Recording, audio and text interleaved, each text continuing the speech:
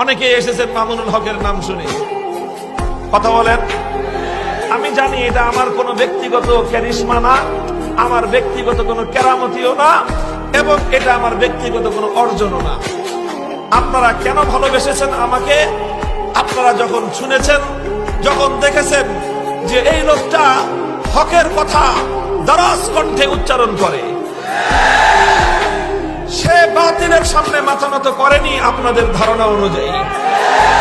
এই কারণেই আপনারা আমাকে ভালোবেসেছেন। যদি কোনোদিন দেখেন অথবা কোনোদিন যদি শুনেন, আল্লাহ না করুন, আল্লাহ না করুন, আমি হকের পক্ষে কথা বলি না, তাহলে সেই দিন আপনারা আমাকে ছুঁড়ে ফেলতে এক মুহূর্ত বিলম্ব করবেন না, এবং বিলম্ব করা উচিত না। আমার এবং আপনার এই মহব্বত একমাত্র কার জন্য? আল্লাহর জন্য।